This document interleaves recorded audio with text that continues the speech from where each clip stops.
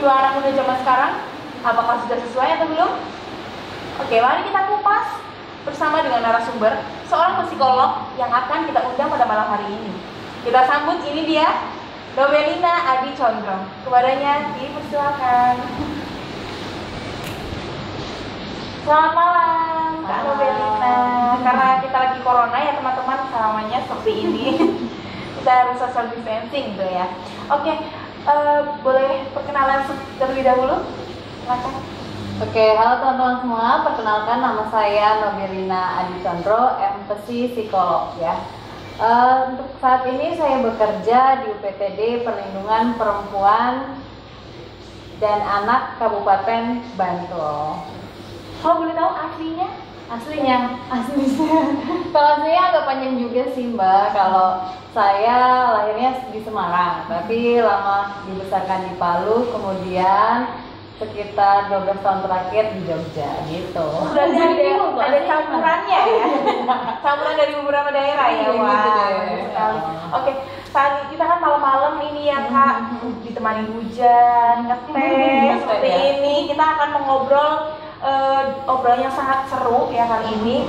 Oke, baik, tapi sebelum kita mengobrol lebih jauh lagi, ya kita lihat dulu cuplikan tayangan berikut ini. 3 alasan orang sering insecure, cek. Buat kamu yang masih insecure, coba sini dengerin sampai habis. Sini aku kasih tahu. Aduh. 1. Kamu nih terlalu sering membandingkan diri kamu terhadap orang lain. Contoh, ih gue jerawatan banget, perasaan dia enggak. Ih gue hitam banget, perasaan dia enggak. Stop.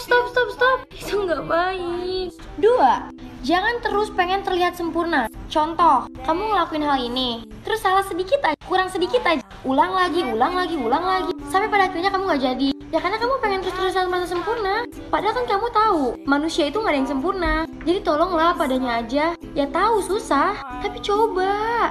Oke, yang terakhir. 3. Jangan terlalu sering nonton kehidupan orang lain. Contoh, si selebgram ini lagi jalan-jalan, si dia lagi jalan-jalan, terus tiba-tiba kamu ngomong, gue kapan sih? Gue kapan ya bisa jalan-jalan enak kayak dia? Please, dari situ kamu bisa insecure. Hilangin semuanya, oke? Dari fisik manusia itu beda-beda. Ada yang mukanya bulat, ada yang mukanya lonjong, ada yang mukanya kotak, ada yang mukanya kecil, ada yang badannya tinggi, badannya gendut. Itu udah ketentuan dari Tuhan gitu. Dan itu adalah anugerah yang harus kita. Oke, dari tayangan tadi kita melihat bahwa anak muda zaman sekarang sedang mengalami sebuah problematika, yaitu insecure.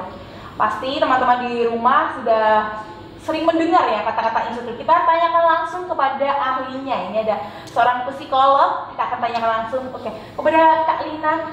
Sebenarnya insecure itu apa sih? Kalau boleh tahu ya, silakan dijelaskan Kak Lina. Oke, jadi ini sebenarnya tema yang menarik sekali ya tentang insecure, apalagi di zaman saat ini. Tapi teman-teman, insecure itu apa sih? Nah, insecure itu istilah yang menggambarkan perasaan seseorang di mana seseorang itu merasa tidak aman gitu ya.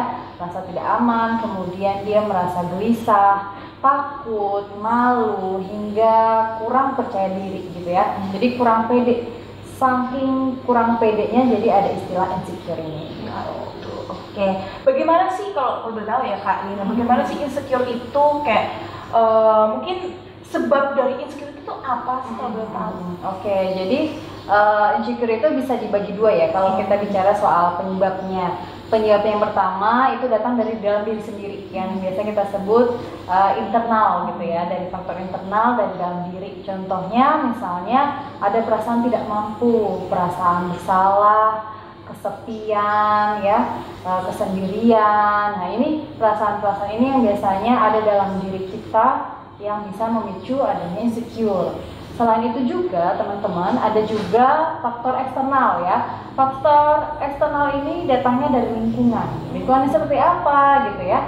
itu lingkungan yang misalnya orang tua nih tuntutannya terlalu tinggi, kemudian kita berusaha untuk itu ya. Jadi kesempurnaan gitu ya, bawaannya kesempurnaan gitu, tuntutan sekolah yang terlalu tinggi gitu, atau dari tuntutan dari teman-teman, atau juga datang dari lingkungan, omongan. Nah ini ya, omongan dari orang itu juga yang bisa menyebabkan seseorang itu insecure gitu. Jadi lingkungan sangat berpengaruh.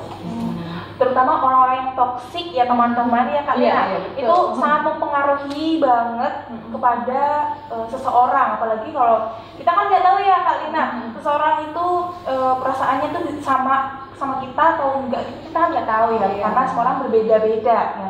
Jadi sebisa mungkin kita menghindari yang namanya berbicara tanpa memikirkan perasaan. Kita harus pikir dulu, apakah kalau kita ngomong seperti ini tuh dia bisa menerima atau tidak. Jadi hati-hati juga dalam berbicara ya Kak Lina ya. Oke, baik.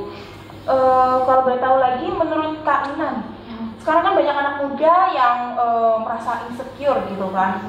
Itu tuh dari Kak Lina sendiri tuh apa sih sebab dari anak muda sekarang gitu yang pada insecure? Jadi memang agak berbeda ya anak muda sekarang sama zaman dulu. Jadi bedanya apa sih kalau makin kesini insecure-nya makin banyak nih kayak gitu ya? Karena emang tuntutannya makin tinggi gitu ya. Sekarang kan tuntutan apa ya, pendidikan, apalagi gaya hidup, standar gitu. kecantikan. Nah, standar kecantikan gitu ya. Alat komunikasi, misalnya HP-nya, HP-nya nggak canggih seperti dia nih gitu ya. Kemudian lanjut membanding-bandingkan. Nah itu biasanya membuat insecure. Saya kok nggak secantik dia, bodinya gitu ya. Untuk perempuan kadang-kadang akhirnya dia merasa insecure ini. Jadi itulah yang membuat maraknya anak muda sekarang merasa mudah insecure gitu ya, karena ada tuntutan-tuntutan yang berbagai macam. Di lain itu juga dia jadi kurang mengenal dirinya sendiri, sebenarnya potensinya apa dan kemampuannya itu cenderung apa ya, misalnya tuntutannya tinggi tapi dia merasa tidak mampu, jadi jeglok banget, Dipaksakan. Iya, Dan kebanyakan dari teman-teman yang lain mungkin jadi kayak, wah aku pengen nih ini, memaksakan diri padahal itu tidak baik ya Kak. Sekali di luar kemampuannya gitu ya. Jadi keinginan tinggi tapi rasa untuk apa ya, untuk mencapai itu rendah gitu. Jadi tetap bersyukur ya teman-teman, kuncinya seperti itu. Oke, ada nggak sih dampak yang terjadi akibat dari rasa insecure yang terlalu berlebihan gitu dari teman-teman? Oke, jadi terus kemudian insecure ini berdampak seperti apa gitu ya? Kalau dampak insecure, sebenarnya insecure kan bisa diatasi. Nah kalau tidak diatasi bisa berdampak buruk gitu. Berdampaknya seperti apa? Gangguan mental gitu ya teman-teman. Gangguan mental itu kemudian seperti apa? Ada juga banyak remaja saat ini yang mudah sekali depresi gitu ya, atau yang self harm atau menyakiti dirinya sendiri, self injury gitu ya. Ada juga yang gangguan makan, gangguan tidur ya, terlihat mungkin sederhana tapi ketika itu sangat mengganggu, itu Efeknya sangat itu membahayakan diri sendiri ya Kak. Ya, itu sampai apa ya, gangguan mental itu tadi gitu, sehingga butuh pertolongan oleh profesional. Iya benar banget, tadi ada gangguan mental dan gangguan fisik. Gangguan fisiknya ya tadi suka menyakiti dirinya sendiri, kayak nulis-nulis, motong apa yang namanya, gores-goresin yang tajam-tajam ke kulit, itu kan tidak baik ya Kak Lina ya, benar sekali. Oke, terus juga omongan orang itu termasuk faktor yang sangat mempengaruhi adanya insecure. Jadi tetap jaga omongan ya. Oke, buat untuk Kak Lina, ada nggak sih cara mengatasinya gitu biar kita tuh nggak insecure, teman-teman di rumah jadi nggak insecure? Ada nggak caranya? Ada nih teman-teman ya, cara untuk mengatasi insecure biar nggak insecure lagi nih ya. Ada 5 poin ya. Poin yang pertama yaitu bagaimana teman-teman mengenali diri sendiri, itu yang menjadi penting. Nah, sudah kenal belum dengan diri sendiri nih? Karena tiap orang itu kan punya kelebihan, punya juga sisi kelemahan.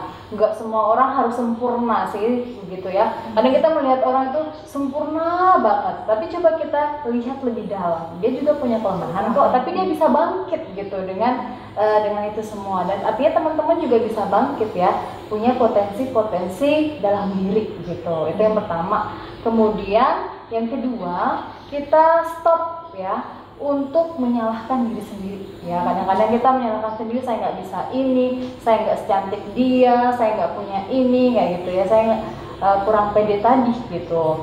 Nah, itu kita coba ganti dengan penerimaan diri, menjadi penting ya. Kita terima kondisi kita, itu menjadi penting. Terus yang ketiga yaitu stop untuk membanding-bandingkan diri sendiri dengan orang lain gitu ya, karena diri sendiri dan orang lain tentunya beda ya.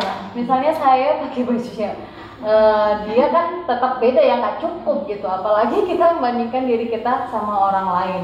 Jadi kembalilah realistis ya teman-teman, harus sesuai dengan kemampuan kita gitu, jadinya lebih enak ya. Intinya jangan memaksakan. Betul. Jangan memaksakan apa yang kalian nggak mampu. Kemudian tetap bersyukur apa adanya seperti itu. Oke. Ada dua lagi nih sebenarnya. Ada lagi nih. Iya. Oke, kita lanjut. Ada dua nih ya. Oke. Yang tadi keempat ya. Yang keempat itu hindari nih orang-orang yang suka mempengaruhi kita biar kita insecure. Toxic. Nah, ya itu tadi Orang toxic. banget.